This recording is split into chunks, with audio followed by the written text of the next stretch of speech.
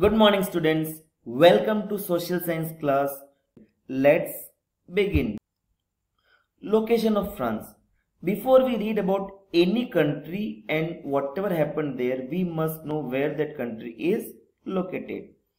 France is a West European country and its location you can easily see in this world map.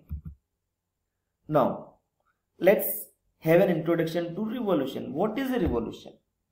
Revolution is the sudden change in the political power and political organization. It means that, for example, if any country is being ruled by a monarch and that monarch is cruel, he is autocratic, he is not doing the welfare work for the people, people can raise their voice against the king, they can revolt against him, and they can bring about a change from monarchy to democracy. This is what we call a revolution. And same thing happened in France also. Let's see what all the causes were there for the French Revolution. First important cause that was the political causes. The year is 1774. King Louis XVI ascended the throne.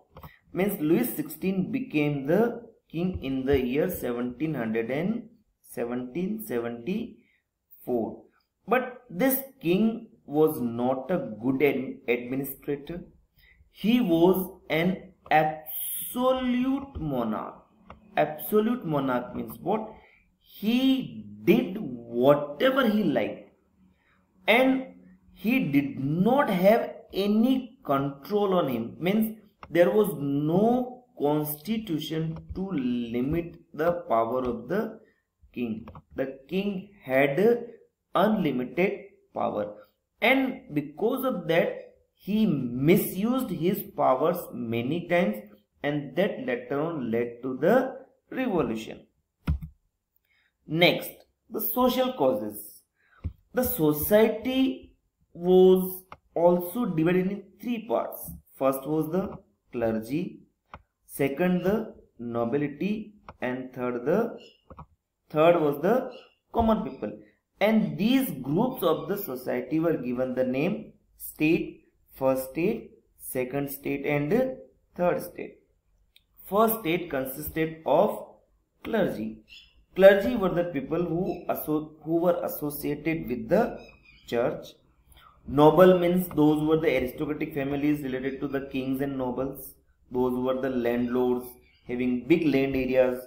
There was actually a feudal system, means in which there were few people who were having big area of land and on which they forced the farmers to work on that land. So these were the nobles and they led a very lavish lifestyle.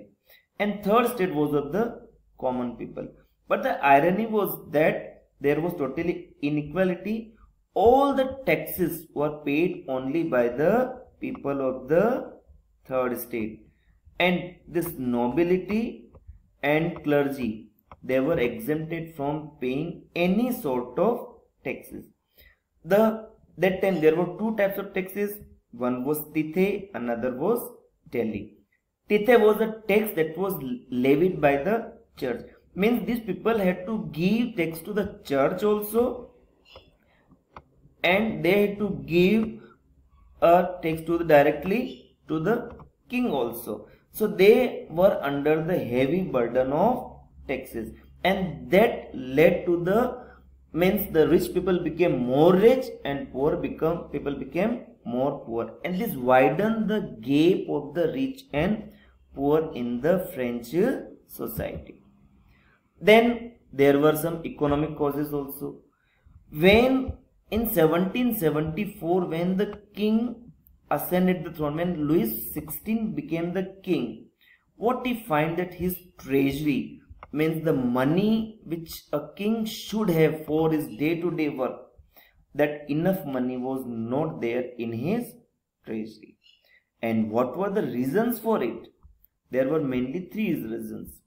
First was the long years of war.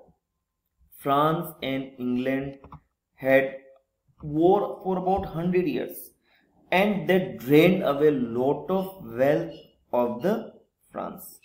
And they also had fought most of the war by taking money from some other countries. Means they were having lot of debts on them. Means lot of money they had to pay in the form of interest. The French monarch also held the American colonies to get their freedom, because they considered Britain as their common enemy, and that's why they even held the American colonies to get freedom from the Britishers, because the France was not successful in India. In India they were pushed away by the Britishers. So in America they held the American colonies to push away the Britishers.